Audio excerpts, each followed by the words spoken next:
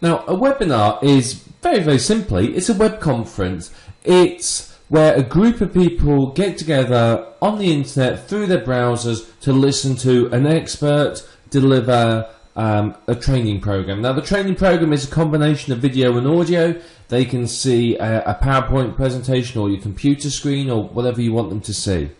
And while they're doing that, they can listen to you, and best of all, there's interaction between the two of you. So they're very, very powerful ways for you to present information to pretty much people across the globe. It's a fantastic way of training, a way of teaching people, and a way of providing information. And best of all, it's a very, very popular way of training at the moment.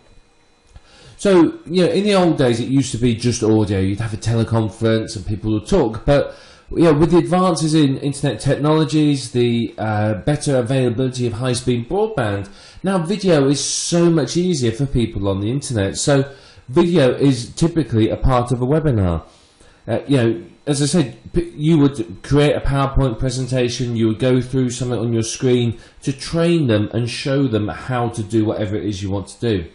So it's very, very powerful and popular, and it's very effective. People love having webinars run. People love attending them.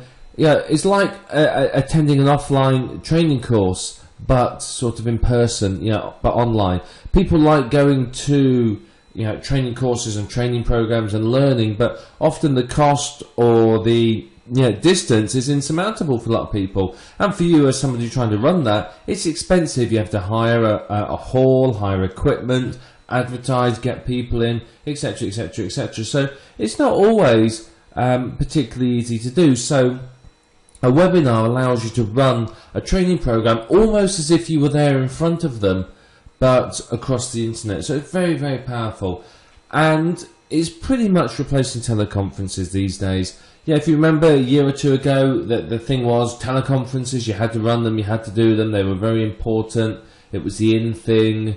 And really now, telephone conferences are sort of almost dying a death because they're not really very popular anymore. People don't like them, people don't use them, they're difficult, they're expensive because, let's face it, if I'm in the UK and the telephone conference is in the USA, I've got to pay for an international rate telephone call, which of course for a lot of people that would really put them off. And if you're in sort of somewhere like, say, India or a sort of a country like that, it may be that the cost of the call is significant, and we're talking a large proportion of your income. So telephone conferences, whilst good if people are in the same geographic area, aren't particularly useful if you are located in different time zones, different countries.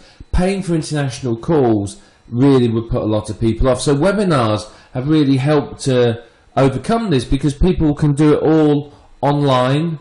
They're doing it all through their browser. They're not paying for any calls. They're doing it all through their browser, so it's free with their internet connection, which makes it very popular. Now, having the video so people can see you and you can obviously show them your screen, and having the ability to run polls and take messages and questions from your listeners pretty much as you're working, really is helping to make webinars very, very popular. People love this interactiveness of them, and that really is, to be honest, one of the major benefits is the fact that I, as sort of an attendee, if you like, can go to the webinar and I can ask a question. So there may be the big guru is there and they're running their training program, and I don't understand something, and I say, look, just help me out here, I don't understand this, what do you mean? And then if they will take the question, they may answer it, and there you are, I've had my question answered, which of course is going to do well for me as the attendee, because I'm going to feel well loved by the person who's running it. So this interactiveness makes it very, very helpful. The issue with telephone conferences, of course, is they couldn't be this interactive because you couldn't open up an individual line. You had to open up to everyone, and then you'd have 1,000 people trying to talk at once, which frankly is a nightmare. So webinars have made the whole online training thing so much easier and so much better in many, many ways. So webinars are a fantastic way for you to communicate with your subscribers. It's a great way for you to build a list. You can use webinars to build a list, to sell products, to establish yourself as an authority, to educate people as to why they have to buy from you. All sorts of things like that. So webinars are very, very powerful and very effective. They really, really are. So, I think what you'll find is, as we go through this program is you'll realize how effective and useful a webinar is. Now, I don't want you, before we start, I don't want you sitting there thinking, well, I'm not in the internet marketing niche. How am I going to run a webinar? Doesn't matter what niche you're in. You can be in any niche at all and webinars will work. I might run a 6-week webinar on confidence, for example. I might run a webinar on how to cook. How to make the perfect cake, or the best roast potatoes, or something like that. There's endless possibilities. So please don't sit there throughout this program thinking, how can I do this in internet marketing? Internet marketing is just one of many, many niches. And there's many other niches that you could be applying this to that frankly you'll find a lot more profitable and a lot easier to get involved in. Now, we're probably going to talk mainly about the internet marketing niche because it's a fairly generic one that we're all very familiar with and we're obviously all involved with. So it's probably going to be our example throughout this this program. But do bear in mind that it doesn't matter what niche you are in, you may still run webinars, and webinars will still be very popular and very accepted by people. Remember, if you go into some of the other niches, self-help niche, the making money niche, things like that, they love attending seminars, and the webinar allows them to attend seminars whenever they want. So very, very effective.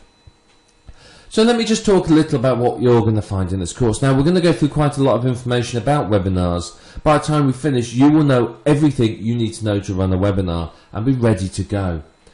We're going to talk about the webinar companies. There's lots of companies that will host your webinar for you, but which one do you want to use? What's the different features? What's the options available to you? So we want to discuss that as well, so that you have a good understanding of what to look for in a webinar company.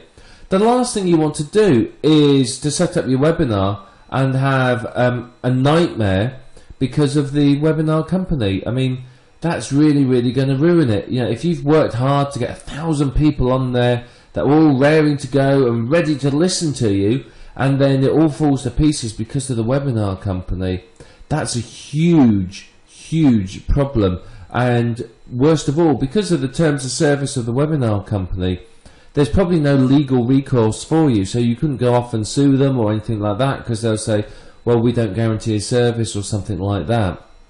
So their terms of service, which you accept when you sign up, will probably protect them from that. So it's up to you to ensure that you choose the right webinar company, because it will make a big, big difference. And I'm actually going to show you two of the most popular and most well-known webinar companies. They vary a little in price, but I wanted you to see both ends of the market. I want you to see what is available. So we're going to look at two very popular webinar companies. Now, one of the things that people fall down on is how do they structure their presentation? How do you deliver a webinar in such a way that it's useful to people? A lot of people aren't used to talking to audiences, and running a webinar is effectively talking to an audience. So the idea is that if I can help you to run that webinar in a structured and effective manner, it's going to make your life an awful lot easier, because you're going to understand how to run that webinar for maximum effect. So if you have it structured well, it's going to run properly, it's going to sound well, people are going to be impressed, it's going to be professional. If it's badly structured and you're sort of jumping around all over the place, then of course it's not going to make any sense to your readers, your listeners, and it's going to put them off. They're going to be, thinking you're unprofessional, and you find a large number of them will probably leave the webinar. I'm going to talk a little bit about marketing your webinar as well. Now, obviously, one of the first places to look is your own list, but what if you don't have a list? How can you get people into your webinar? We're going to talk about that as well. And we're going to talk about the actual presentation of your webinar so that you don't sit there stuttering and going and ah all the time and people really not enjoying whatever it is you're doing. So I want to make sure that you have an idea of how to be confident presenting it, how to deal with the issues that are likely to come up. We're going to talk about when to run webinars as well. Now, obviously there's certain times of the day that will be more effective than others, but you're in a global marketplace, so what do? We're going to talk about that and help you understand it. We're going to talk as well about turning your webinar into a product and how to make a product from webinars. Now, they may sound like the same concepts, but they're actually slightly different, and we're going to cover sort of both of those in this, so you really have a good understanding of it. And of course, there's going to be a lot more. We're going to go into a good amount of detail here. I want to share a lot of information with you just to really help you become the best you can and run webinars. Webinars are a very effective and profitable way for you to run your business. They are very good.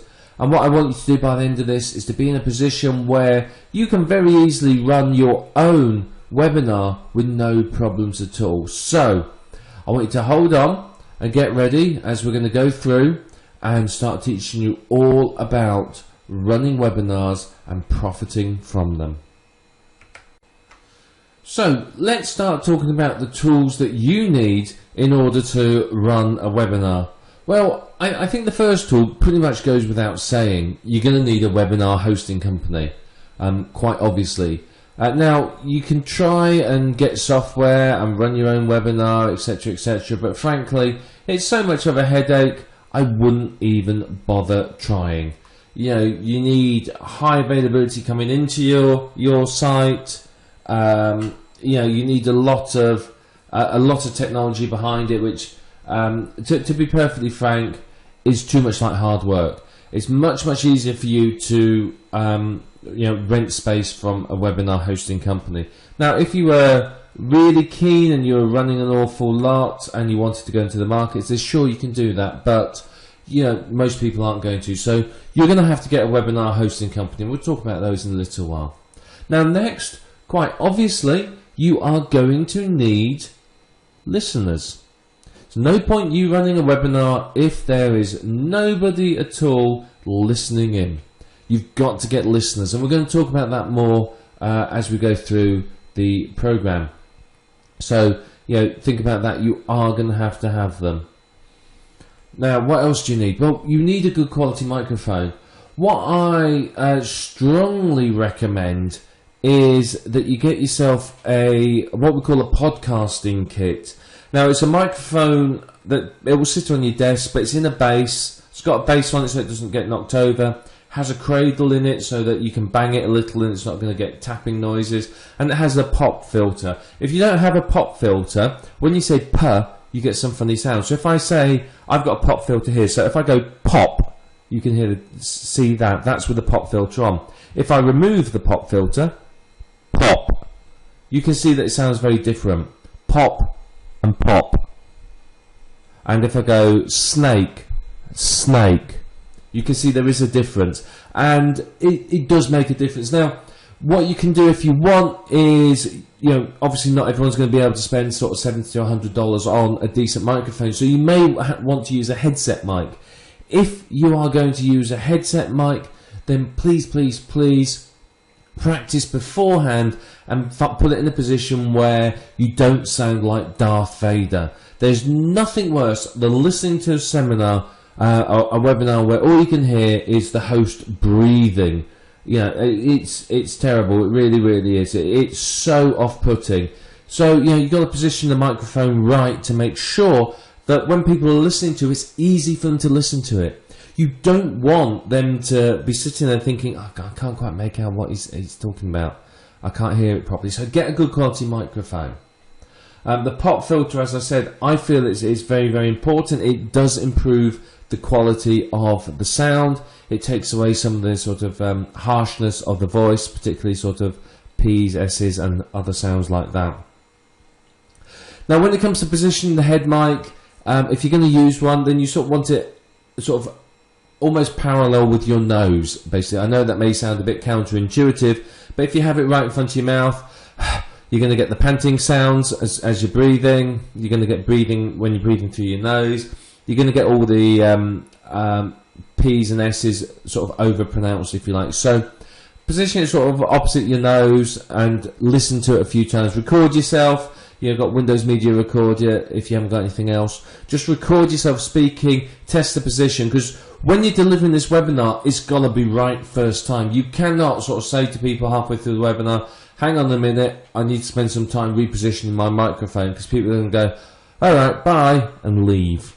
So, you know, you want it from the moment they come in there to sound really, really good, because that is going to help significantly. And of course, what else you need? A reliable high-speed internet connection. Now, you are going to be broadcasting your screen or a PowerPoint presentation in your voice across the internet. So if your internet speed is, you know, your internet drops out every 2 minutes and is highly unreliable, you're going to struggle to run a webinar. So you need to have a high-speed, reliable internet connection that you can rely on. Now, a lot of people, I mean, mine does this, in an evening, it slows down like nobody's business as all the neighbourhood kids come home from school and pile onto the internet to go to YouTube and download illegal MP3s.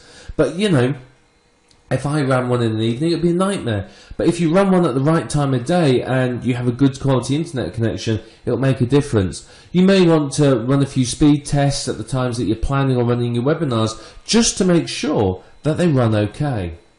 And of course, I think this is perhaps one of the most important things, and we're going to talk about this in depth in a little while. You've got to have a plan.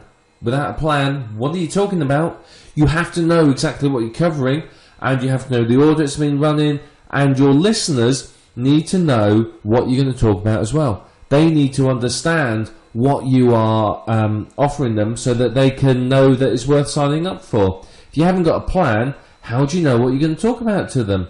How are they going to sit there and go, oh, well, yeah, this sounds really good, if you've just sort of been very vague and sort of said, well, we're going to cover something about this, and maybe we'll do a bit on that, and possibly some other stuff, you know. That's not going to get people signing up. You need definite, defined outcomes from your webinar of exactly what you are going to cover. Now, obviously, don't give away the farm, but tell them enough that they go, oh, yeah, that webinar, I've got to come on to it. It sounds really interesting.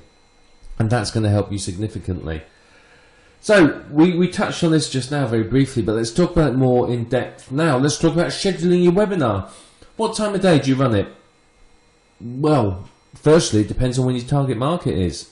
If my target market is people who work nights, then running my webinar at night would be a huge mistake.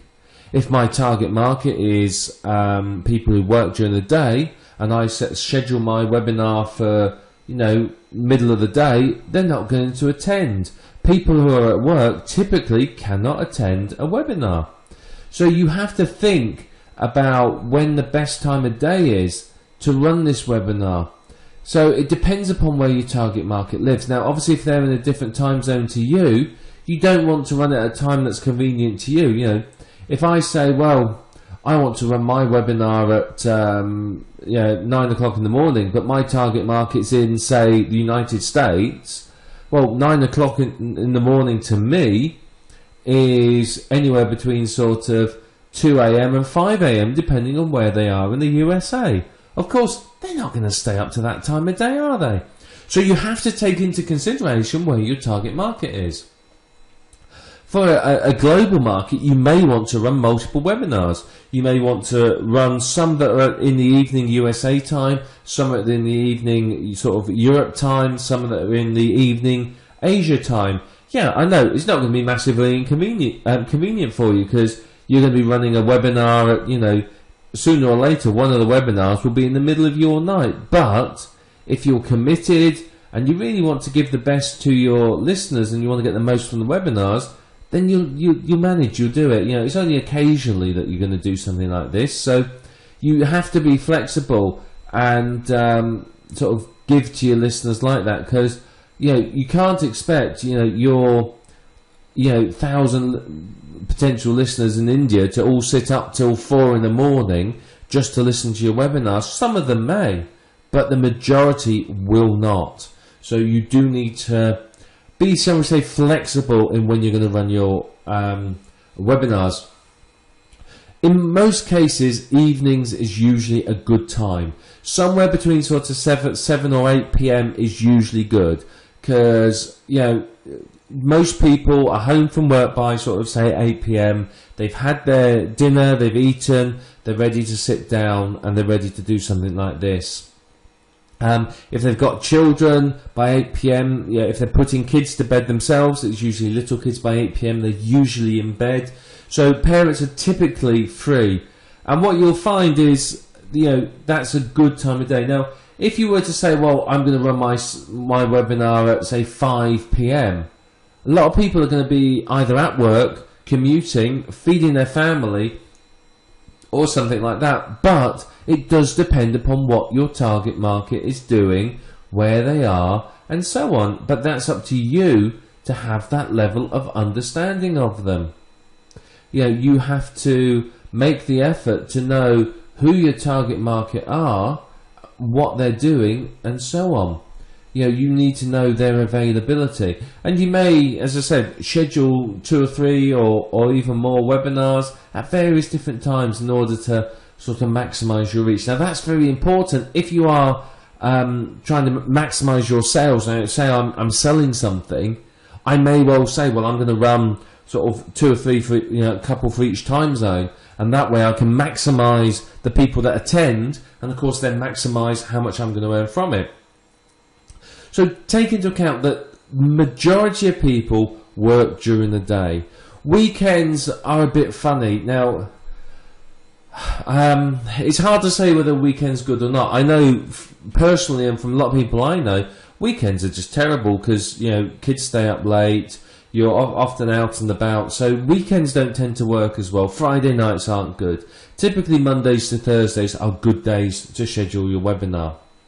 But, you know, as I said, you have to be prepared to run the webinar at sort of slightly peculiar times. You know, as I said, if I'm in the UK and I want to run a webinar for my USA listeners, and I want it to be at 8 p.m, you know, or say 7 p.m. Eastern time, that works out as 7, what's that, it's midnight my time. So, you know, I'd have to sit up from, say, if it's 2 hours, from midnight to 2 a.m. But, you know, you don't mind doing that because it's your business, and, you know, hopefully you'll get a lot of people listening and make a good amount of sales from it.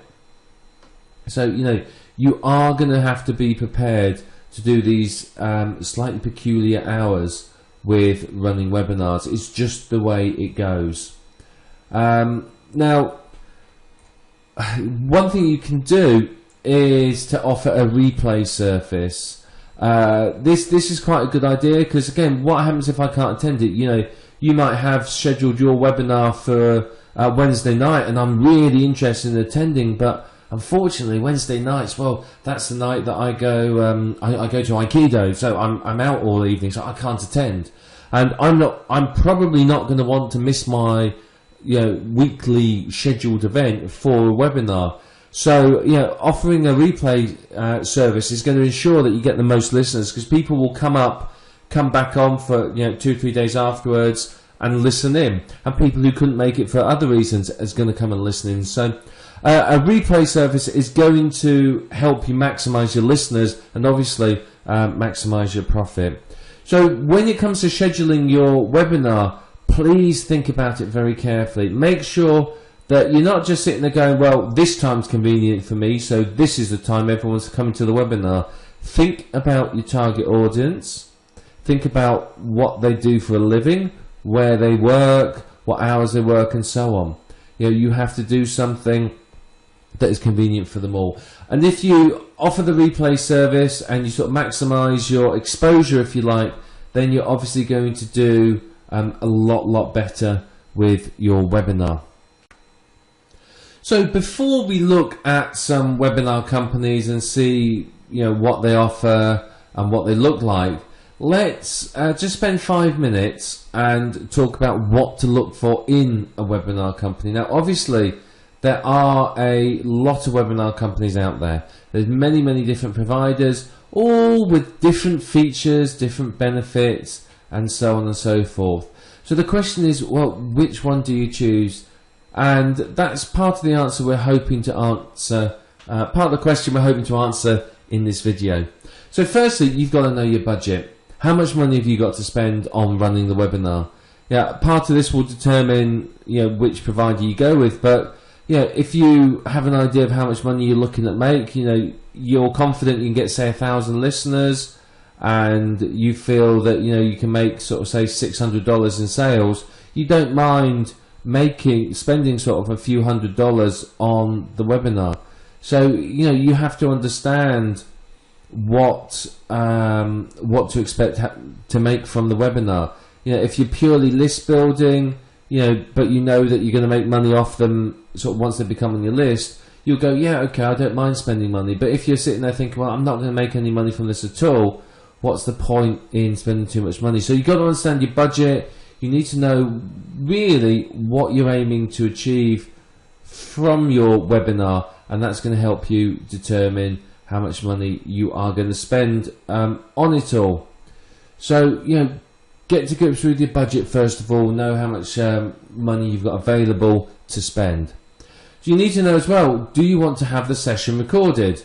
Are you going to say, well, yeah, I want to record this webinar because I want to, I don't know, maybe you want to say, well, I want to market it later on, use it as a product, have a replay available. In which case, yeah, sure, you're going to have to, you are going to have to get it recorded. So do they offer a record facility?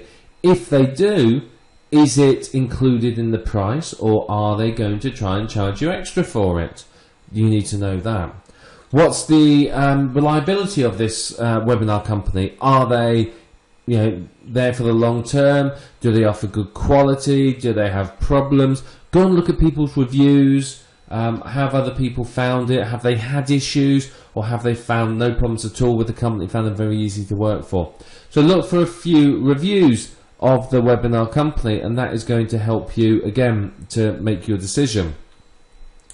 How easy is it for the listener to use? Again, unless you've attended a webinar on that company, you can't really answer this question, but you do need to think about how easy it is. Look at a demonstration, see what it looks like. Is it intuitive? Do the people have to download any software? Can they just go to a browser window? What you might find is some people, shall we say, get a little bit upset if they have to download any software. People don't like downloading software, and quite often, I know this sounds ridiculous, but quite often you can find that just the fact that the webinar company insists that they download some software will put a lot of people off. I will admit it often puts me off. I don't like to put the software on my computer, because at the end of the day I don't want yet another piece of software cluttering up my computer and taking up all the space. So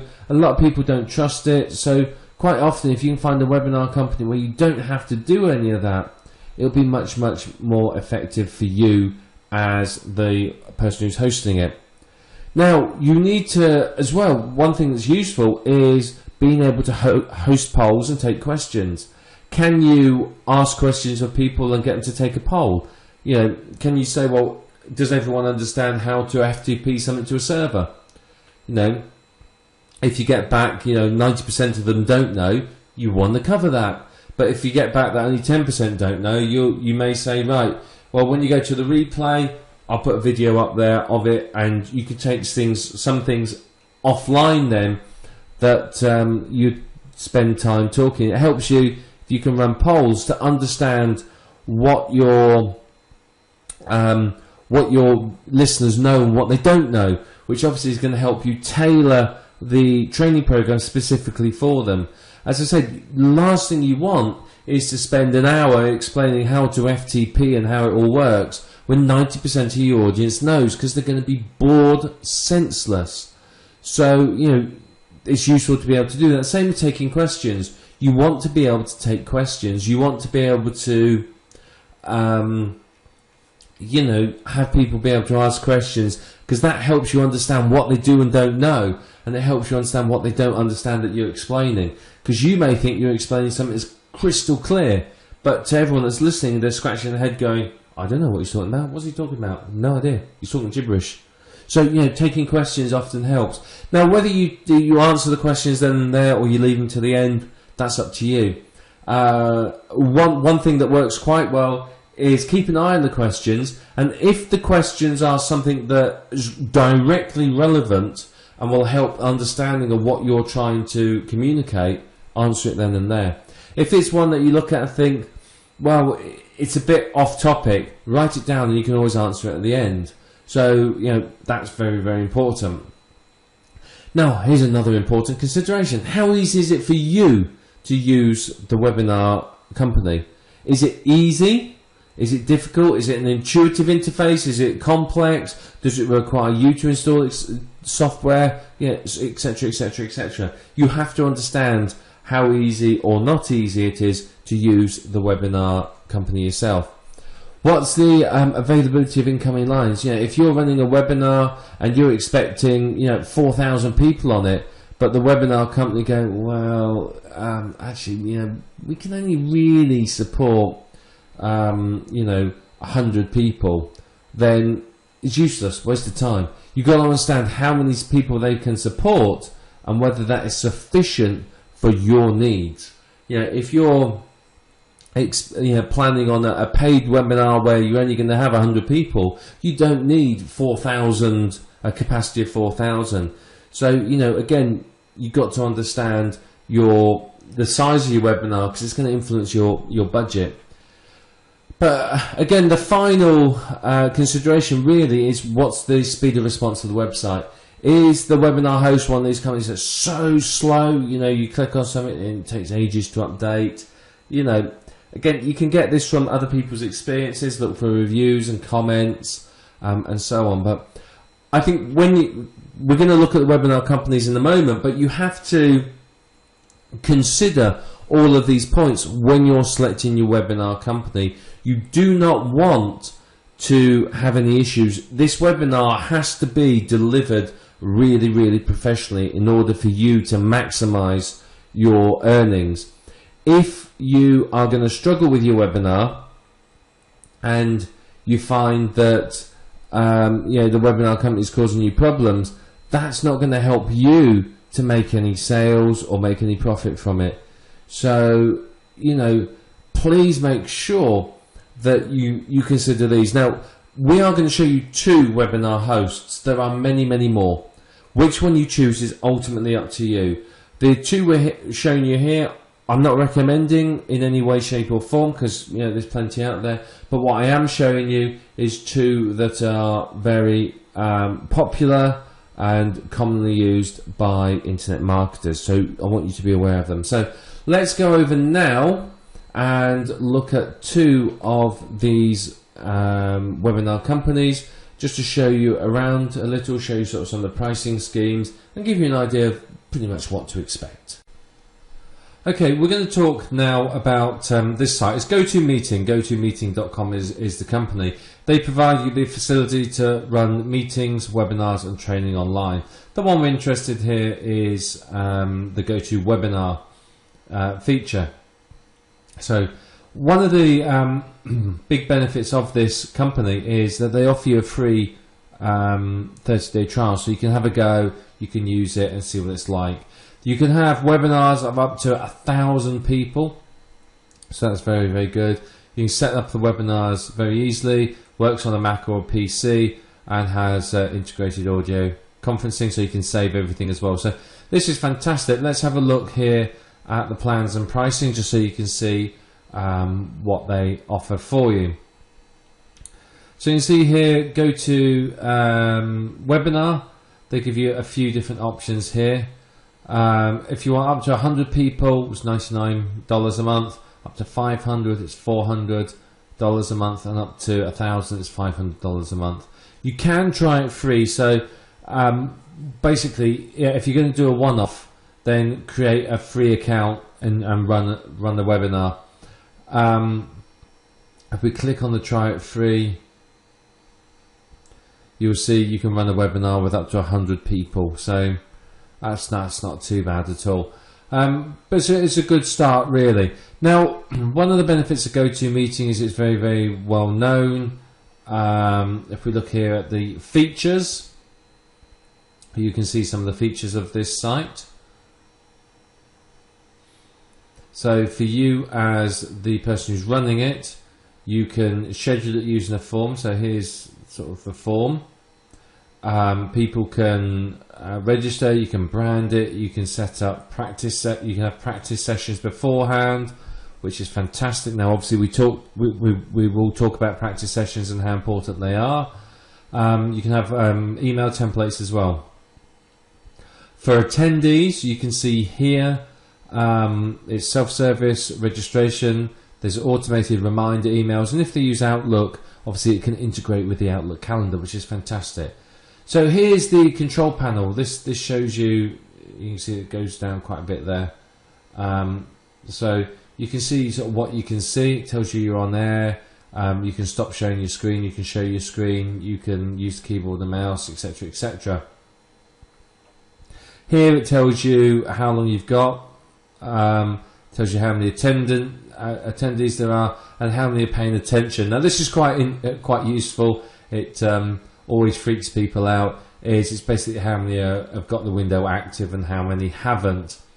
You can see the questions that you've got and polls, and again you can look at the audience, you can look at your attendees, you can see their names and see sort of other information about them here. So you can see here one of the features is you can record your webinar. You have a which is obviously great because you can use it for future use. You have a pen and a highlighter, a spotlight and arrow tools, which helps you point to things on the screen. You can share your whole desktop. You can change presenters easily. You can see there's a button there. You can transfer keyboard and mouse control, and then you can see again if you go down, you can use the telephone, mic and speakers. And then here you have your polls and you have your questions here. So you can see people asking questions as well, and then you've got sort of chats at the end. You can see it's very, very easy to use. Very easy for them to join your webinar. They have an option to here.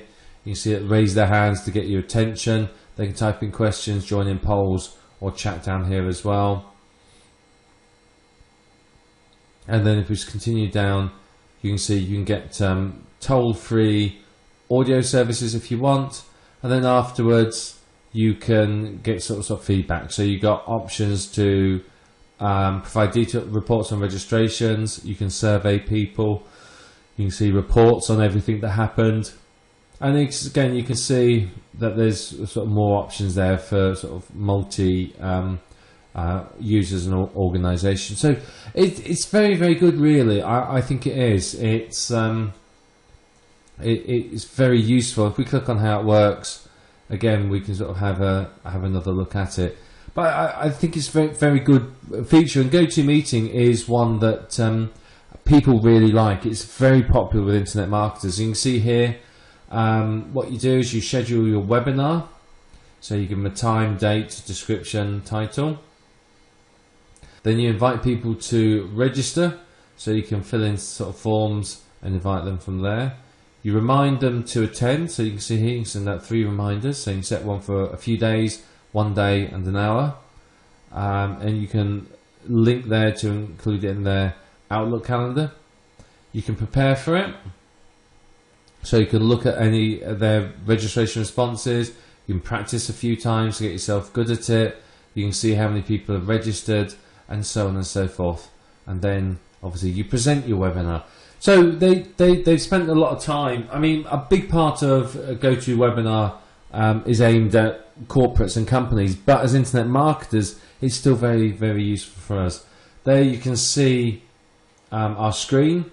You can choose, people can choose that either to come in via their mics and speakers or telephones. You can see your control panel, you can see what people can see on your screen. Attendees see what you show them, so this is what they see. Then they can raise their hands and submit questions using this little control panel over here. And then of course you can get some polls there and see what, ask people questions and get them to interact with you, which of course is very, very good. Then of course we've got the evaluation, so you can see people can rate the webinar, see what they think of it, and you can see how many people attended, how many surveys, etc., etc. So it's very, very good, and you can have all sorts of reports if you want. And then you can send a follow-up email if you want to. So you can see GoToMeeting.com is actually quite a good site. It really is. It's very interesting, and it has a lot of good features on it. It is a little bit pricey. I mean, most of us are going to want more than 100 people on our webinar. So you're looking at $400 a month, which is quite a lot. I think that's why a lot of internet marketers, and of course I didn't say this at all, is a lot of people, if they're running the occasional webinar, will just sign up for a new free account, run their webinar or two, and then cancel it before they get billed. So that's one way of doing it. But it is a good site. It's got a lot of features. It's very professional, and it's very professional because it is aimed at big companies. So this is aimed at sort of companies using this for their staff. So it's GoToMeeting, as I said, is one of the options available to you. Now, some of you may well have fallen off your chair at the price of GoToMeeting. It's not cheap, is it? $400 a month. And unfortunately for many marketers, particularly smaller marketers, $400 a month is a lot of money and really beyond their reach. So there's another company called dimdim.com. They are another web hosting, webinar hosting company. So they do similar things to the site we were previously on, GoToMeetings. Now this is their site. You can see some good information here. They hold online meetings, webinars, etc., etc. Now you can see there's 3 levels of membership. You have Pro, Webinar, and Business. Now their 1,000-person event, which is this one, is $65 a month. So it's telling you that basically you can go to GoToWebinar and pay $500 a month, or you can go to them and only pay $65 a month. So you can, they do other things as well that like whiteboard and other features. So you can try this for free. So again, it's very, very useful. Here we are. This is the Pro version. So this is a good one to start with. It basically allows you to enjoy meetings and Pro features with 50 people. So it's $25 a month. But you can see, you can record your meetings, you can share applications or windows, you can share additional webcams, you can customize your room, you can change what attendees see, you can store files, you can conduct polls. And you can see there's some good stuff there. And you can see here the different options. So if we go for this one, DimDim Webinar, we can have up to 1,000 people on there, which is absolutely fantastic. And we can do sort of the group and audience management, which is really what we're after. So it's a very good alternative. You can see they've got a user guide and a quick reference guide there as well.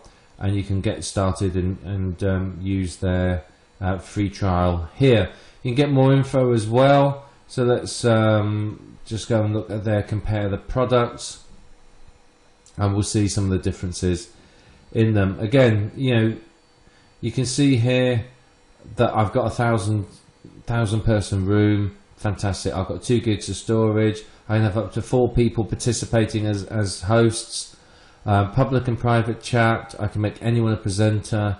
I've got audio conferencing, and you can see there's lots and lots of other features. Conduct live polls. That's very important. And we get sort of reports as well, and so on. So it's a very, very useful tool. What I wanted to do was just show you an alternative to GoToMeeting.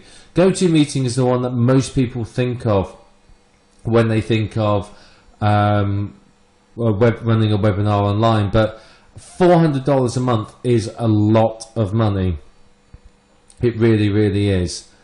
So, you know, a lot of people aren't going to be willing to pay that. However, $65 a month, that I'm a lot happier with. That means that I can, you know, most of us will be able to afford this. Even if we only stay members for a month or two while we run our webinars, it doesn't really matter. You can cancel your membership afterwards, but it's still significantly cheaper than GoToMeeting. Has pretty much the same features, and they do video tours, and you can sign up for a free trial if you want, and just have a good look and see what it's all like. So this is dimdim.com. As I said, it's an alternative to GoToMeeting, and as I said, I mean, at the price, you're not going to grumble at the difference in price. You're saving what, $430 by using this site. So which one you choose is entirely up to you, but you know, they do have the free version with some very basic features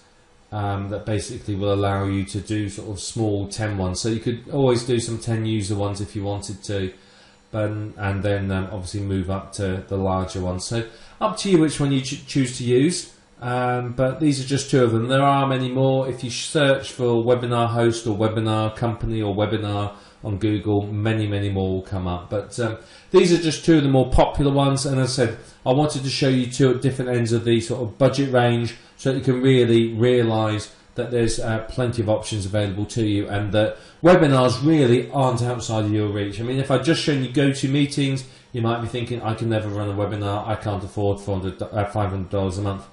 Here though, $65 a month plus a free trial, you can't complain at that, can you? So GoToMeeting is the first site, and DimDim is the second. Both of these are very reliable, well-known webinar hosting companies that you could possibly use. Now, when it comes to running your webinar, you have to have a good structure to it. You have to have a logical flow. If you do not have a structure and you're just sort of winging it, you're going to struggle. You're going to struggle to present the information in a way that is easy for your readers to understand. You know, you have to make sure that you have the structure and you take them through from A to B to C to D and so on.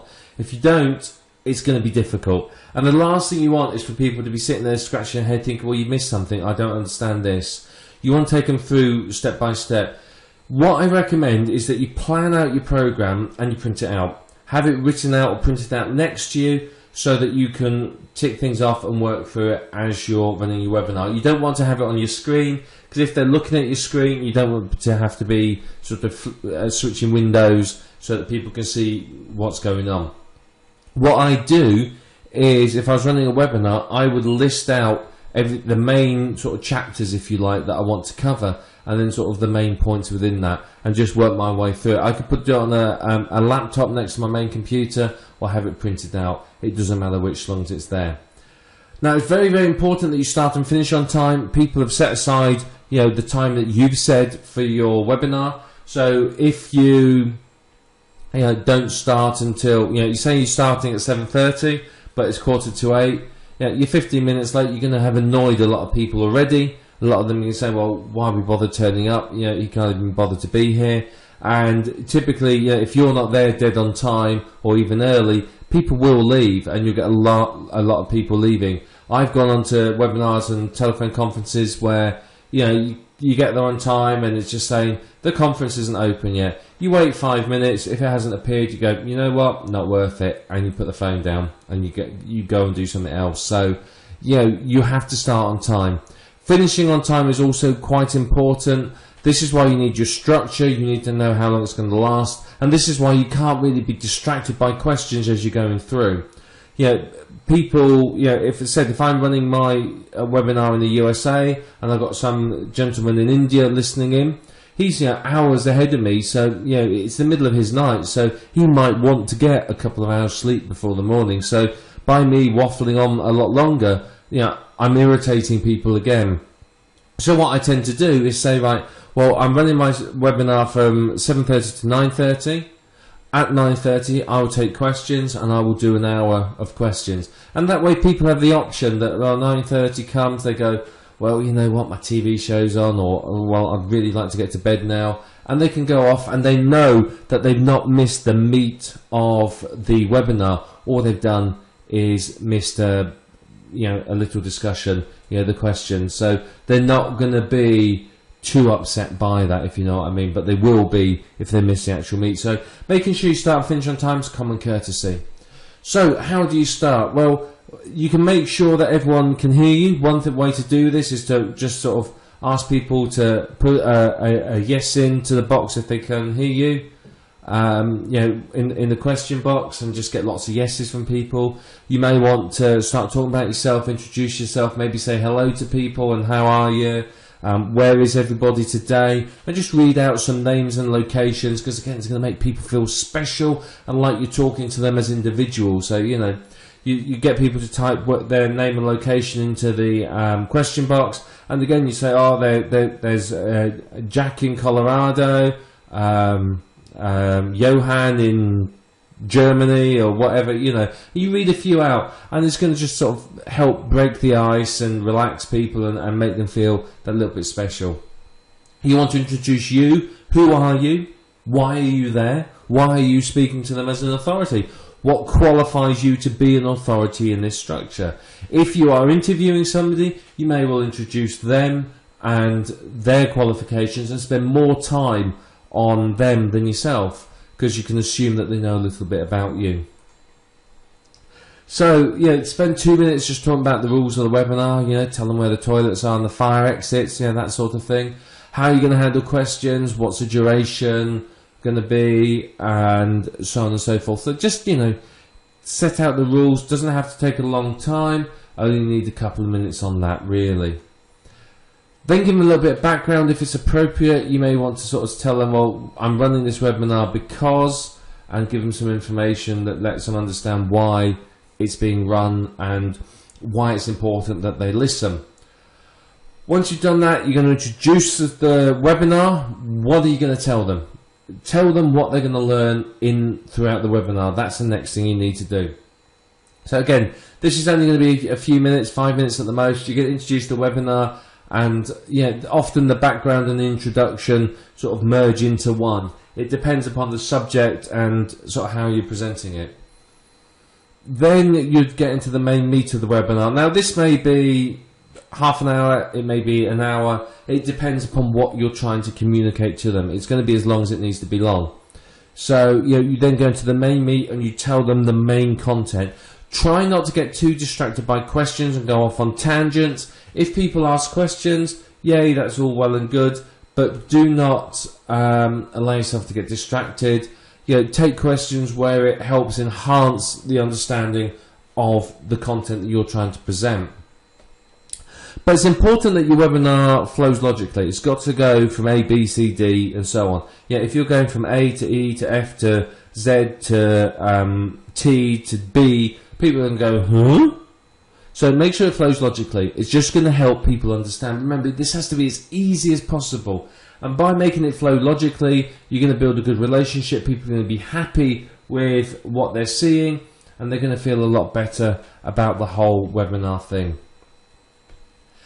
Now, unless your webinar is going to teach them from the ground up, you do have to assume a basic level of knowledge. You've got to assume that they know something. If I'm giving a presentation about how to create a niche blog site, for example, I may well assume that they know how to FTP. I'm not going to sit there and explain that in depth. I may assume that they know how to register a domain name. If you find you get a lot of questions from people saying, but I don't know how to do that, how do you do this? And it's not sort of part of the main content. What you can do is two things. You can either, if it's a large number of people, stop and cover it, or if it's a smaller percentage, you can say, well, look, it's not really in the scope of what we're doing, but if you go to, I'll send an email out to everyone later on with the replay of this. Go to the replay page and you'll find videos that train people to do that. And either record the videos yourself or use other videos that you have in your sort of collection, so that you don't want to distract people. There's nothing worse than being on a training program. I've been on these training programs. I've been on technical training programs, and you got people asking the noddiest of questions, the simplest of questions, and you're sitting there thinking, hang on, how do you not know how to do that? It's fundamental to doing it, but you are going to find people like that. So don't let them distract you, and sort of take it offline, if you like, and away from the webinar. As I said, if 90% of your audience knows how to FTP, don't spend half an hour teaching that 10%, because that 90% going to be bored. Once you've finished, you want to summarize the content. You may want to give them sort of a next steps, an action plan, something like that to get them going. You may want to sort of summarize it in such a way that you say, right, step 1, step 2, step 3, step 4, and so on. If you're selling something, this is sort of where you would also put a call to action in. You'll have very subtly sold the product throughout the webinar, but towards the end, you will sort of be a bit more pushy and tell them, well, if you like this, you'll love my product, and something like that. You'll push them towards the product if you're selling something. You may well, as I said, allow for a question and answer session at the end, and again, that's going to help you to make sales, because people get, but basically people are giving you a chance to overcome their objections, which is invaluable. It really, really is. So, think about that. Have the question and answer session at the end, overcome their objections to buying, and then close with a further call to action and where to go next. And running your webinar like this is going to maximize the effectiveness for your listeners, and of course it's going to maximize the profitability for you. Having the calls to action, having the sort of chance to overcome their objections and then call to action again, it's going to maximize your sales. So, again, dealing with it like this is going to be professional, it's going to look good, people are going to be satisfied. The people who don't understand it, the 10% who don't understand the basics, they'll be pleased because you've addressed their needs by uploading these special training videos for them. The 90% who do know will be pleased because you haven't wasted their time explaining sort of the fundamentals. So, this is a great way of running them, and it's a structure that you can apply to any niche and any webinar, and you'll find it to be very, very effective for you. So that's how you structure your presentation. It's not too difficult, is it? You can do this.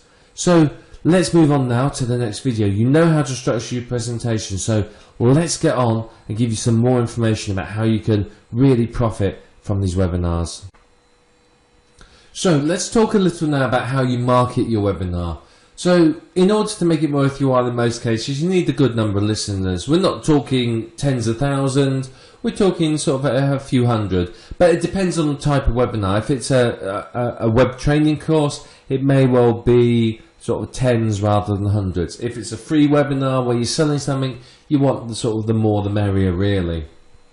And quite often, the scarcity in line numbers will encourage people to sign up. If you've sent a mail out to 100,000 people about your webinar, and you say, well, there's only 1,000 places, you're going to get a rush of people who want to be there.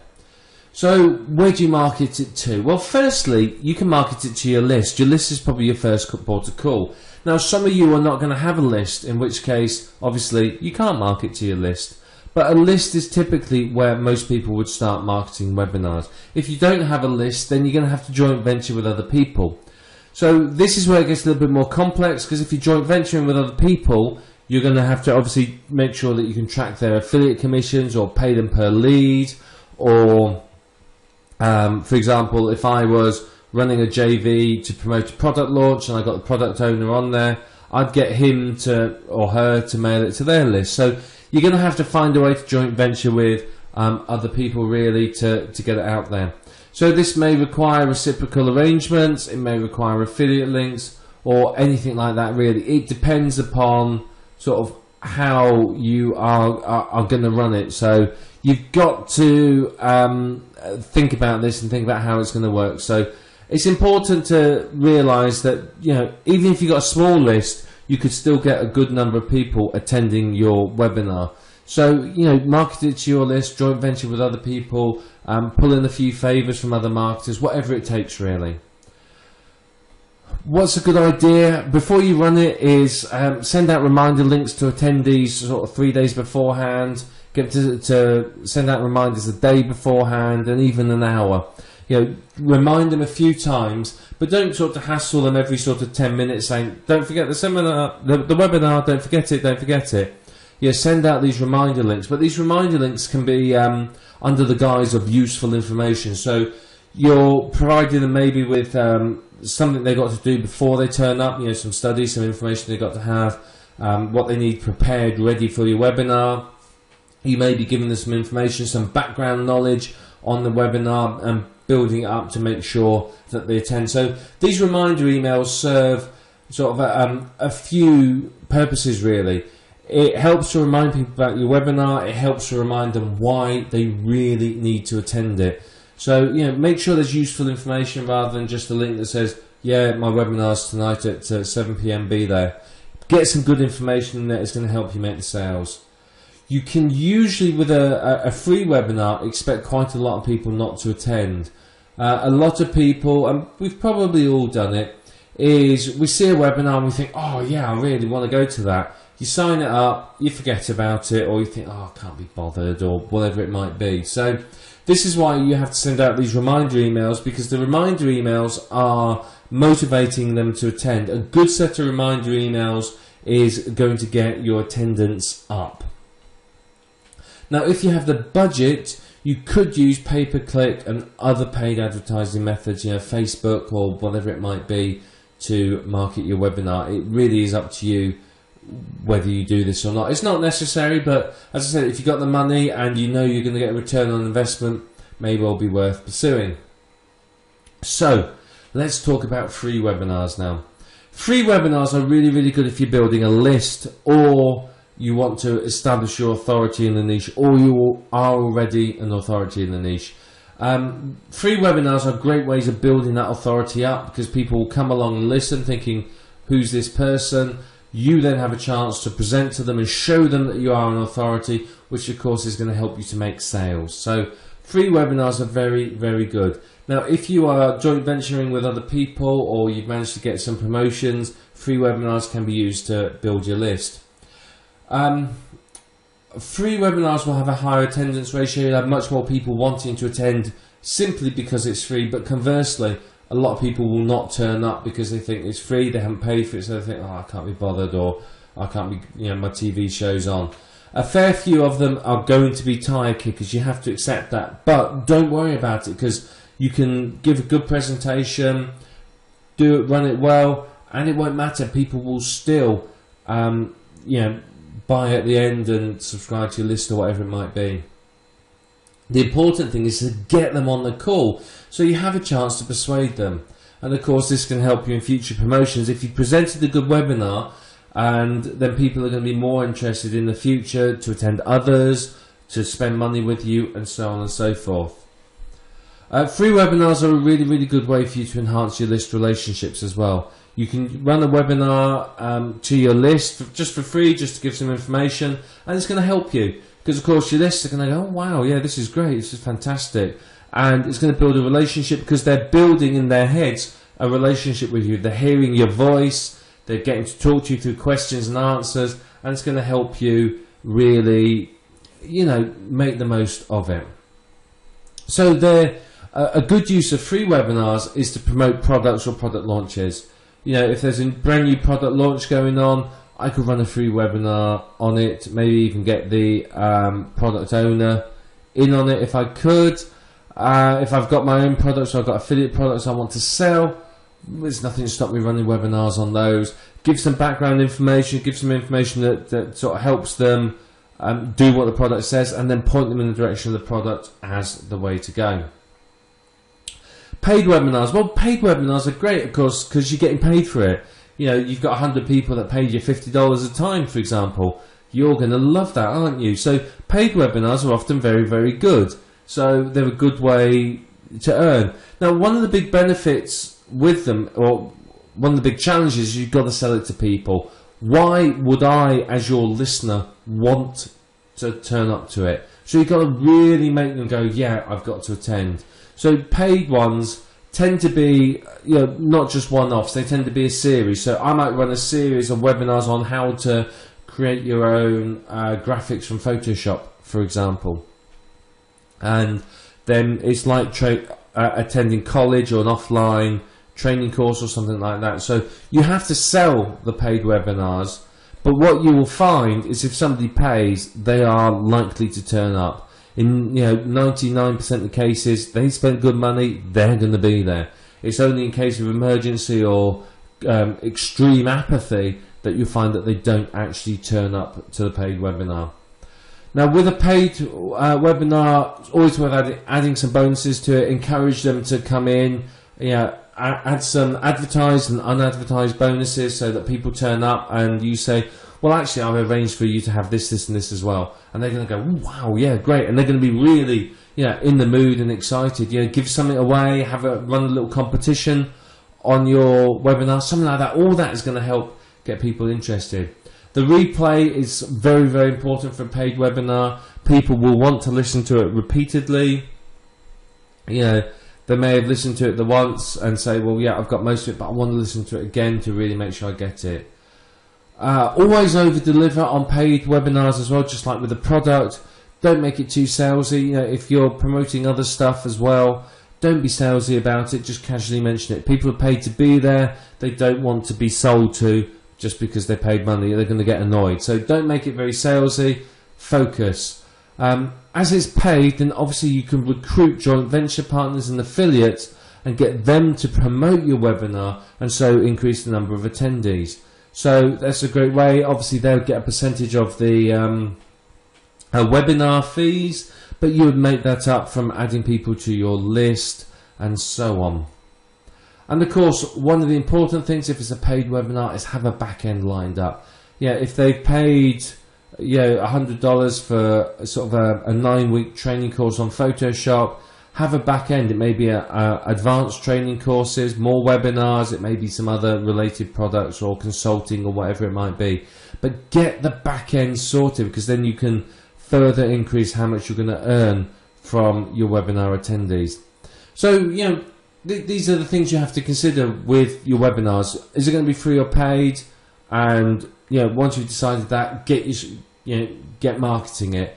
Once you've got it marketed, you're going to have people ready to go, so it's time to start presenting it and to really blow their socks off with how good you are and how professional you are. And remember, how many sales you make from a webinar will be directly affected by how professional and informative your webinar has been. So now it's time to present your webinar. Well, you may be nervous speaking in front of people. Yes, you're still running a webinar, there's no one actually sat in front of you, but you may still be nervous. So you're going to have to overcome that. Now, you may want to sit there and imagine that you're talking to your best friend, or you're just chatting to a group of friends in a bar or something like that, whatever it takes. You may be nervous. Don't let it show too much. Just be calm, be relaxed, and you'll be fine. Just don't worry about it. Make sure that you're organized beforehand. Make sure you know what you're going to talk about and so on. All of this is going to obviously help you to feel less nervous. If you've got your structure, you know what you're going to talk about, it's all organized in front of you and ready to go, then obviously that's going to be a lot easier for you, because you're not then going to be worrying throughout your webinar of, oh dear, where's my notes, what am I covering next? So get yourself organised, maybe even rehearse it a couple of times beforehand. One thing that I can recommend is get there sort of 5-10 minutes early when the doors open basically, and spend the time meeting and greeting basically. Chat to people, talk to them, take a few questions, but obviously ones that aren't related to the content of the program. But sort of use it as an opportunity to sort of start building a relationship with the people on there, breaking the ice a little, if you know what I mean, just making it a little bit easier for them to get to know you and understand. Now, I personally would recommend rehearsing the webinar a few times beforehand. Yeah, you may feel like a bit of an idiot sitting there talking to yourself, but it's gonna do you an awful lot of good, particularly if you're nervous presenting your webinar. If you're nervous, the rehearsals will make a huge difference. It really will. So I strongly recommend that you rehearse this. The rehearsals are basically going to help you to just get over your nerves. It's going to help you to be more confident presenting it and make sure that the structure flows. Now, you may have a good structure on your computer, you know, written down, you may have a structure and think, yeah, that sounds really great. But then when it actually comes to running it and listening to it, you may go, well, actually, it doesn't make sense when I go through because I missed something. So, you know, rehearse it a few times to get the practice in, because then when you deliver it, it's going to feel very natural, it's going to feel very easy, and you're not going to struggle with it at all. Now, a lot of people in webinars will interview other people and they'll talk to experts. Now, if you're going to do that, make sure you have given them the questions beforehand and the structure, maybe even worked with them in order to get the webinar working well. You know, send them your proposed outline, get them to make sure that they're happy with it, maybe add to it if there's anything that they feel that, you know, can be added to it to make it any better. So they may come up with some ideas and say, well, you know, yeah, you've done well, but one of the things that's important for this is, you know, whatever it might be. So just make sure that you're open to being flexible and for your, you know, the person you're interviewing helping you out. They will help you out in 99% of cases. Of course, it's going to help them. So they might have previous experience of running these sort of webinars. So just use them, you know, as you can, but make sure they know what you're going to cover. Last thing you want is for an expert to turn up and sit and you go, right, we're going to cover this. Then they go, right, okay, no, I'm not prepared for that. They need time to prepare and get themselves ready beforehand just as much as you do. When it comes to presenting it, follow your structure.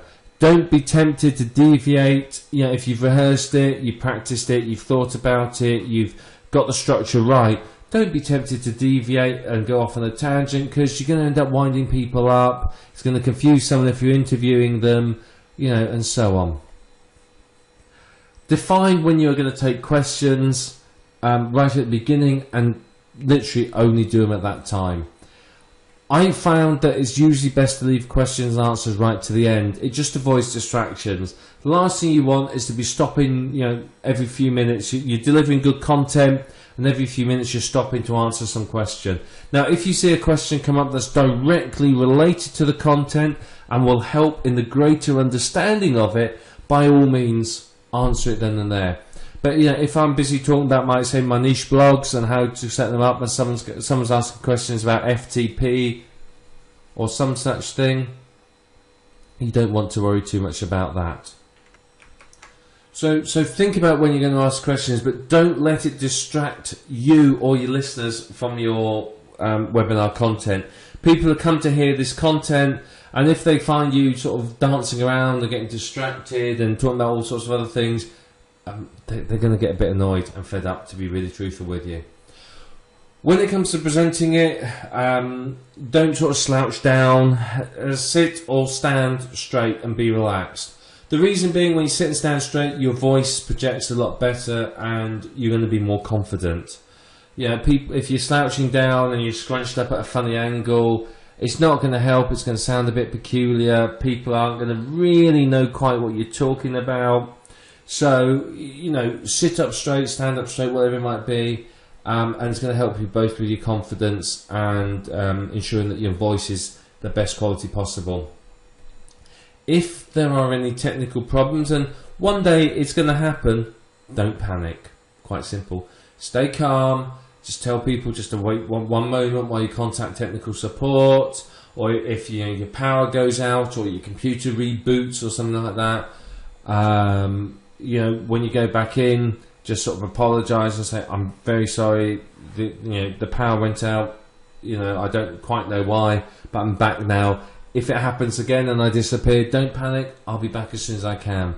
So, you know, just be calm, deal with it in your stride, and don't get sort of frustrated and worried. The instant you start getting angry or acting unprofessionally, it's going to impact how people think of you, and it's going to impact the professionalism of your webinar. If there's a facility for listeners to talk back to you, make sure that they're all muted. The last thing you want is for you to say something and all these people suddenly start trying to talk. So, or if there is that facility, which on a lot of webinars there aren't, make sure that they are muted. Most of the time on webinars, the question facility is through a box that they enter. They type it in their browser basically, so there's no vocal abilities for them. Also have a definite end time in your mind. I think that's very important as well, and stick to it. Don't overrun too much. If you overrun by 5-10 minutes on the actual meet, not really a problem. As I said, one of the things I feel works very well is to do the presentation and then have your questions and answers, and that way the people who want to hear the meet, they've heard it, and then they can go if they want to, or they can stay to the questions and answers. And that way the questions and answers haven't sort of become mandatory for everyone to attend. So that works very, very well, I've found. So, you know, when it comes to presenting it, don't get stressed about it. Relax and have fun. It's not stressful. The idea behind it is that you enjoy it, it's a good time, you feel good about it, and that, you know, you enjoy it. The last thing you want to do is to make it really, really stressful, because of course what's going to happen then, it's going to put you off, it's going to impact how you deliver your webinars. So just relax and enjoy it. It's fun. You're going to have a great time talking to all these people and helping them to really become, you know, great at whatever it is you're teaching them, and hopefully you'll be making a good number of sales as well from it in whatever you're selling. So just be relaxed, be confident, be professional, and you won't have any problems at all with it. If you're really, really nervous about speaking sort of to an audience like this, then I would recommend you get some training in public speaking.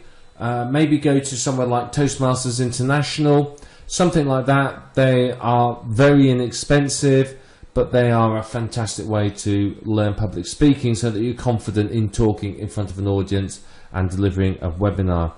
There's groups of it in most areas. There'll be one hopefully within a commutable distance from you. So present your webinar, present it professionally, and you'll do fantastically. You're gonna have a good time with it. You really, really are. Webinars are a lot of fun and people get a lot from them. So let's move on now, and we're going to start talking about our next topic. So let's now talk about the content for your webinar. I think this is very, very important. What content are you going to put in there? How are you going to balance sort of sales and marketing versus delivering content? Well, whatever your content is, it has to pull people in. They need to know that the content you're giving them is valuable. So you are going to have to give away valuable information in your webinar. It's going to have to be something that they want to hear. So basically, it needs to be informative and educational. It needs to be something that's going to educate them in a niche, not just in why they need to buy from you and why you're an authority, but give them some valuable information in that particular niche. And what you wanted to do is answer the questions, i.e., what problems have they got? You want to start providing solutions to their problems, and that's what's going to get them on board. If they think that your seminar, your webinar is going to give them some great information to help them, I don't know, say become a better dog trainer, for example, then they are likely to turn up. They're going to want to come along because they're going to want to know even more what's going on. They're going to want to really get to grips with it. So make sure your content is educational, make sure that it's informative, make sure that it solves their problems and really excites them so that they think, yeah, I've really got to turn up, and make sure you deliver it, more importantly. Don't give away everything. I think this is quite important. A lot of people, when it comes to running sort of webinars like this, are tempted to sort of give away the barn, if you like. Yeah, they give away everything. Whereas, yes, you've got to give away some information, but if you're selling an info product and that's the whole purpose of the webinar, don't give them away everything that's in the webinar, because how's that going to work? It's not. Give them some of the information, a good amount of the information to sort of whet their appetite and answer some of their questions and problems, but not everything. Everything will be in the product that you are selling to them. If you give away too much, you then got nothing to sell. You're not going to make any profits at all. Now, yes, I think it's important. It's quite important, I think, that you really do think about this balance of how much information do you give them versus what are you selling them. It's a difficult balance to get, I think, in many cases, but once you've got it, you're made, really. It's important to spend some time and think about that balance. If you give them sort of this much information, would they still want your product? That's the sort of question you have to answer. So you are trying to educate them, give them information, but you are also trying to make sure that they buy. You know, you've obviously got to put food on the table and pay electricity and so on. So, you know, you've got to earn from it. And getting this balance, I think, is where a lot of people fall over and a lot of people struggle. So sit and think about it. Remember, ask yourself the question, if I teach them all this, will they still want my product? Does that mean you've got to turn your product more into an advanced training course? I don't know, maybe you do. But one thing you can do with the content is understand your target market. What do they want to learn? What do they want to listen to? You know, survey them. Send out an email to your list advertising the webinar and get their input. Say to them, right, what do you want to hear in this? If you're interviewing a guru or an expert in a niche, say to them, what questions do you want me to ask this person? They will feed back. It encourages interaction. And of course, it's going to encourage them then to be a part of this whole webinar thing with you, because of course they've got a vested interest then, because they have, you know, contacted you and sort of given you some input for it. But I think it's important, and I do think this is where people fall down. You have to understand your target market and what they want. Yeah, if I'm delivering the content on something about making money, and my target market doesn't want to know that, they want to know how to build a business or build relationships with a list, it's not going to help. You have to understand what are the wants and needs of the people that are going to be listening. And you do have to really, really work on getting that right. It's very, very important. If you can understand that and make it so that it's interesting to them, you'll get people to come up. Now, you've got to give them it in sort of bite-sized chunks, if you like. It's got to be easy to understand. Don't try and explain sort of everything and make it complex. Make it simple and easy to understand. My sort of philosophy is, if a 10-year-old can understand it, it's suitable for everyone. Unless I'm doing something that's specifically technical or aimed at a very, very specific market, I will keep everything very, very simple. Obviously, if I'm presenting something to sort of mathematics professors, I may not need to dumb it down quite as much. I don't want to make it too simple for them. So, I think you've got to really think about how you are going to present this and how it's going to be for people. So make sure you present it in a way which your target market can understand. When it comes to sort of the balance between sales and content, don't spend too much time selling to them. Sell subtly, casually mention the other product, tell them how good it is, and so on and so forth. But don't sit there and sort of constantly go, well, you've got to buy this product to find out more, you need to buy this product, etc., etc. Because people aren't going to do it. People are going to get annoyed. People don't like to be sold to. So sure, have a call to action right at the end. That's fine. That's not a problem at all. But do not sit and spend ages and ages trying to sell to them. Educate them as to why they need it and why it's going to help them. But do not spend all that time trying to sell. It's not going to work. It really, really isn't. So think about the balance of sales and information. Think about, if I was someone who'd come along to this webinar, would I be happy with this level of information or, this level of sales? If I paid for the webinar, how would I feel if I was sold to this much? Would I be annoyed with the level of selling? So you do have to think about your listeners and what they want. If you're going to set up a pitch fest, you are going to lose people. People have come for information.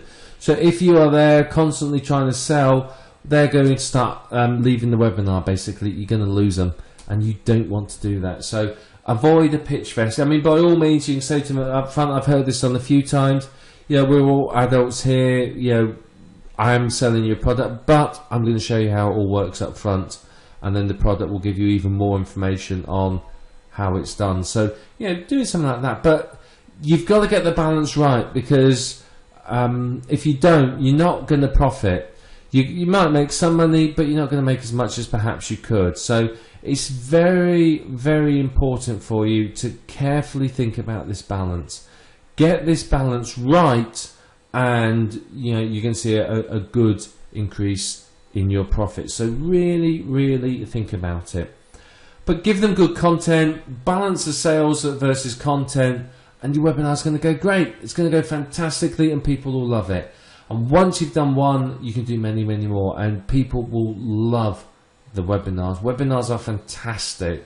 And I think what you'll find is once you run one or two, you'll realize what a great source of communication with an audience they are, and the sheer potential available for you from them. So really, really spend some time thinking about the content, and make sure the content is really top-notch. Top-notch content is going to help you to make more sales. So let's give you some tips now to sort of help you make the most from your webinar. Well, webinars are useful for a number of different things really. They're great if you're going to do some product launches, or you're promoting affiliate products, and so on and so forth. They're really, really useful for that. They're a great way of sort of educating people pretty much as to why they need the product. So if you're planning on sort of dominating a physical launch or something like that, then by all means, consider a webinar. It could do you an awful lot of good. Now, one way of doing this is to get the person who created the product to come in on the webinar and answer questions and or teach. This works very, very effectively. People don't mind. Product creators are always looking for ways to promote their products. And let's face it, if you're going to make the time and effort to create a webinar, they're going to be more than happy to turn up to promote their product. You might struggle a little with, super gurus, but most people will be more than happy to help out and come along and join in, because of course they're going to profit from it as well, because they're going to make the sales. You're doing all the work, they turn up, talk for a little while about how great they are, and voila, they get money in their pocket. So no one in their right mind, to be perfectly frank with you, is going to turn that down.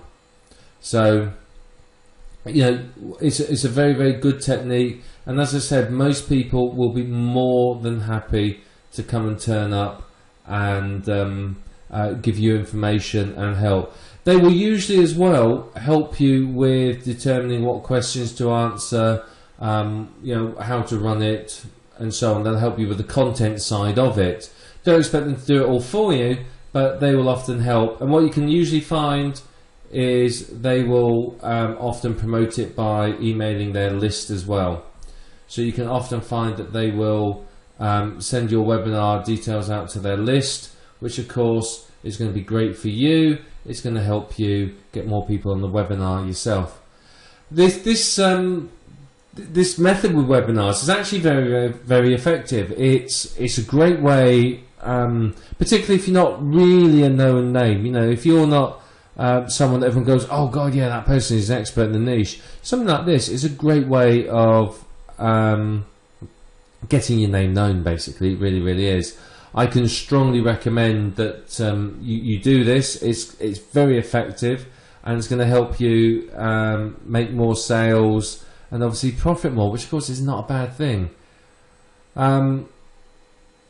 You can then sort of run it with the experts, and it's going to build your name and list. If somebody is running a seminar with a big name guru, people are going to start instantly associating you with that person. In their mind, if I'm interviewing somebody big in internet marketing, think of one of the super gurus. If I'm interviewing one of them, of course everyone that listens to the interview is going to be, very impressed and think that I'm on a par with that person. So of course, it's going to help your reputation absolutely no end at all. But if you're going to do this, you need to make sure that you have a relevant and interesting webinar planned. You've got to make sure you've got good quality information. You've got to make sure that it's something that is going to interest people. There's no good you running a webinar and it ends up being boring and tedious because people just aren't going to want to turn up. So, make sure it's interesting, make sure it's exciting, make sure it's something that the people really want to hear, that they sit there and go, oh man, this is fantastic, I can't believe they're sharing all this information with us. That sort of effect is going to really, really make your webinar so much easier to sell. Now, particularly if you're interviewing somebody, what you need to do is think about, well, if I was listening to this person, what questions would I have for them? And that's going to help you determine really how to run your webinar. Think about that. I mean, one thing you can do that, as I said, it's highly effective, is ask your list or the people that you're attending to give you questions to ask these people. That's going to work. It's going to work very, very well. Because, of course, they're going to be really excited at a chance to, put their name on something, if you like. They've got an opportunity to participate and effectively ask a question of some sort of, what's considered a big name person in the niche. So it's a very, very good way of doing it. And what I found is people really, really appreciate it. They very, very much like it. So,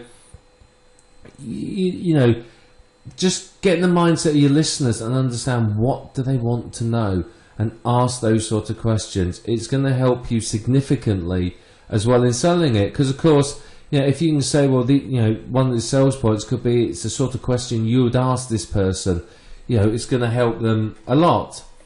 Now remember, it's just common courtesy when you're doing something like this to make sure that the person you're interviewing has a list of questions beforehand.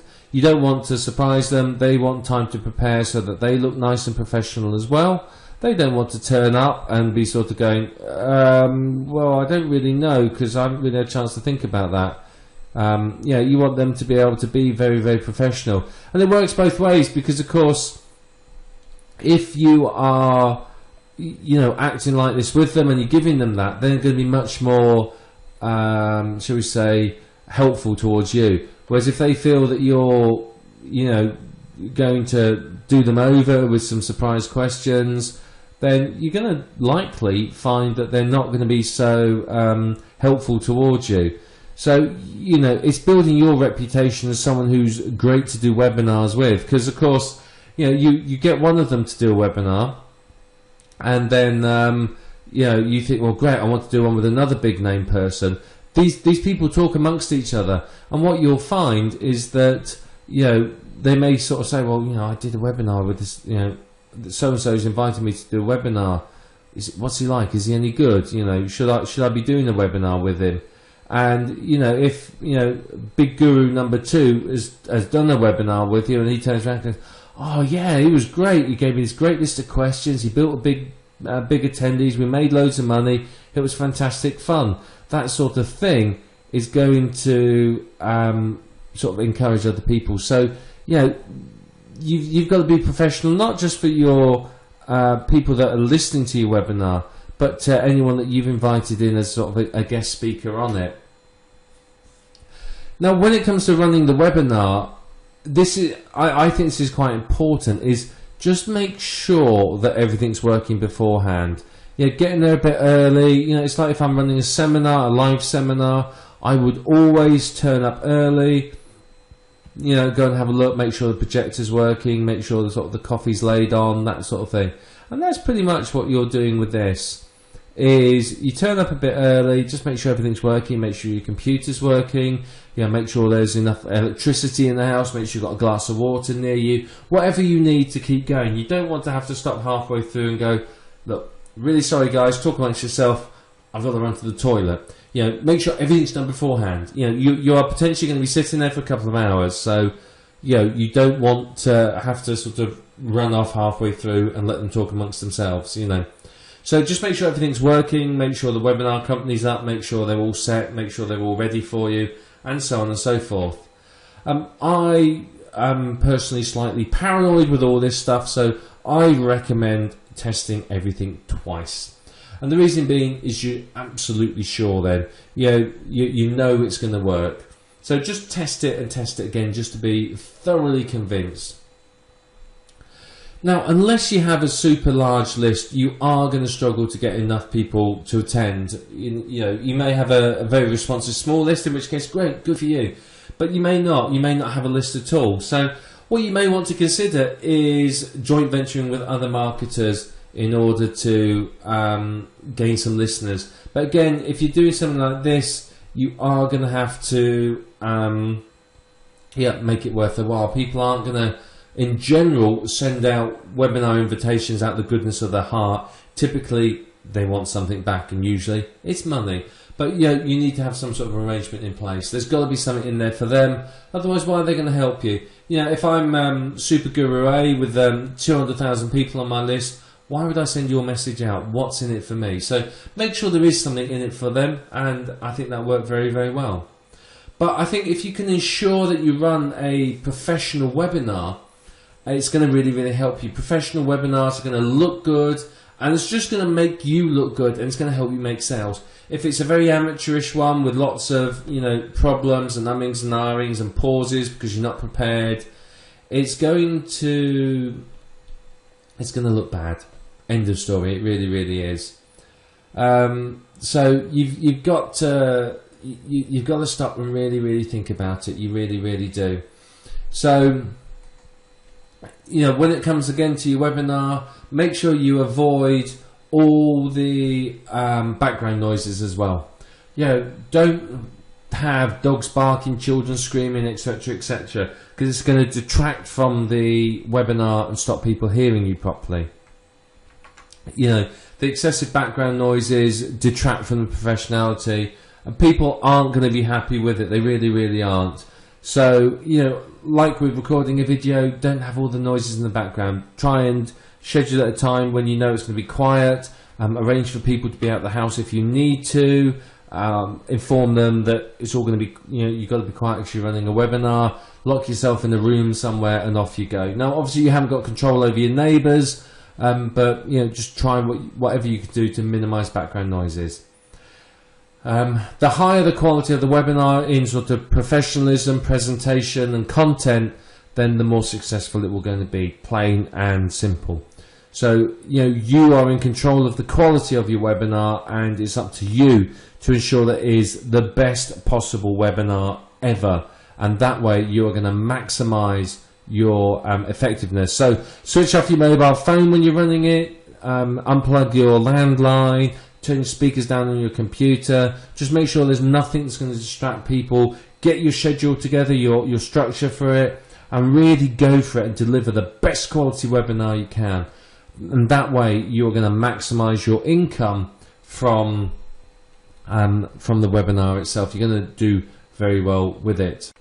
Okay, so let's talk now a little bit about how you can take your webinars and either turn them into products or create products from them. Slightly different concepts, but I think very important for you to fully understand them. Now, you can take a webinar that you're running and turn it into a product. That is quite acceptable as something to do. So, a webinar can become a product for you if you want it to. So, it could become something that you're going to give away as a list builder.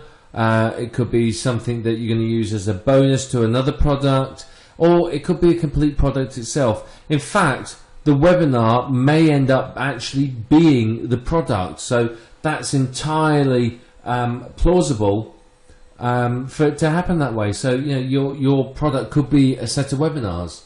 It's effectively an online training course. It's like me going to night school to learn how to juggle. I could do it on a series of webinars, for example. So huge potential here. There really, really is. So webinars are a great way of delivering content. If you think about it, if I want to run the seminar offline, it's it's terrible trouble. I've got to make sure that there's enough people in the area I'm running it for them to want to come along. You know, I can't run a webinar in the area where I live, because I live in a village with 650 houses. There's not enough people in this village to fill a webinar on internet marketing.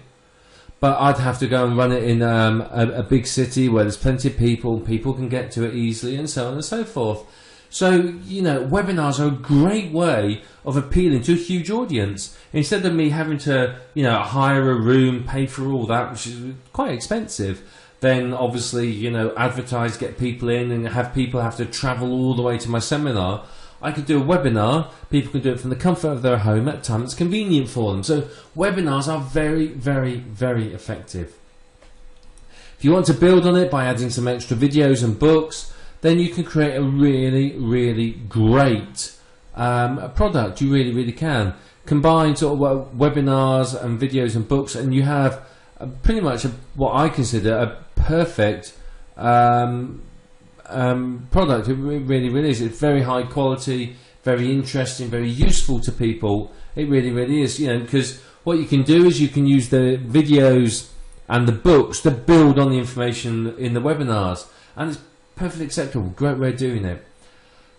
Now, if you are creating a product from webinars, you're going to have an overall structure. So if I'm running a series of 6 webinars on the subject, I'm going to have to make sure that the set of webinars, you know, flows logically and makes sense. It's going to have to make sure that, you know, it flows through and people can follow it. I don't want it to be a case of people turn up to the webinar and they don't really follow it. You've got to make sure that it's got that structure all the way through. You know, so outline the content in your webinar series. You're going to have to do this anyway, because you're going to have to sell it. So people need to know what's going to happen throughout the webinar in order for you to actually sell it to them.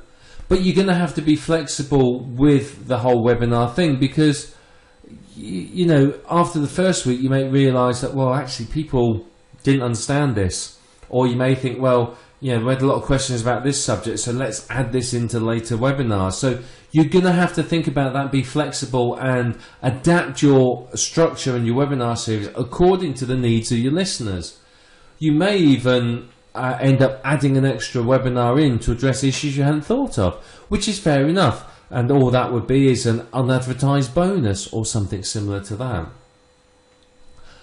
I would recommend that you provide recordings of the webinar, particularly if it's a training series, so that they can listen to it offline. Not everyone can turn up, and that would put people off. But if you advertise the fact that, you know, the recordings of the webinars will be available, people who say, well, I can't make that time of night or that time of day for a webinar, are more likely to buy, because they're going to realise that, well, it doesn't matter if I can't actually make the webinar, I can, you know, listen to it later. And you can even say that if you have questions and you can't attend the webinar, email you the questions and take it from there. So lots of potential. One thing you can do again, you know, with this whole webinar product, is use books and videos to sort of build on the information and get everyone up to speed, basically. So, you know, you can have in the sort of, say, in the members area, a set of basics training information, and say to everyone, this is the stuff you need to know before you start the webinar. Here's the training materials. And that way, when you start the webinars, you're not going to be sitting there and having to explain to people, you know, how to upload a web page or, you know, use a browser. So having that sort of basic level of information there is going to help get people all to the same level. But this is this sort of series is a great way of running a high value product. I mean, people love training courses, and webinars like this sort of series of training is going to be high value for a lot of people. It's really, really going to help them to get a lot from it, basically. So, you know, as I said, webinars can be products, or webinars can become products. So it's entirely up to you how you're going to run it, but certainly consider it. Think about sort of the ways that you're going to use the webinar. Always get the recording of the webinar. You never ever know when you're going to come up with that sort of one gem of information that, you know, changes people's lives or, you know, makes your reputation. So always record your webinars and keep the recordings. And whether you use them as products or use them as bonuses or whatever, that is up to you entirely. But, you know, make sure you record them all. But webinars are very good products and can be very good products at the same time. So we've gone through a lot of information in this program, and I'm hoping you got a really good understanding of webinars are, what they are, how they work, and so on and so forth. So webinars are basically online training seminars. They've pretty much replaced telephone conferences as the best way of live communication with a group of people. They're much more interactive. They allow people to ask questions, for you to take polls, for you to show video to people. And yeah, in a telephone conference, you may in the past you'd have sent out a PowerPoint, and you had to constantly say, right, we're on to the next slide, and people would be saying, sorry, which slide are we on? I don't know where we are.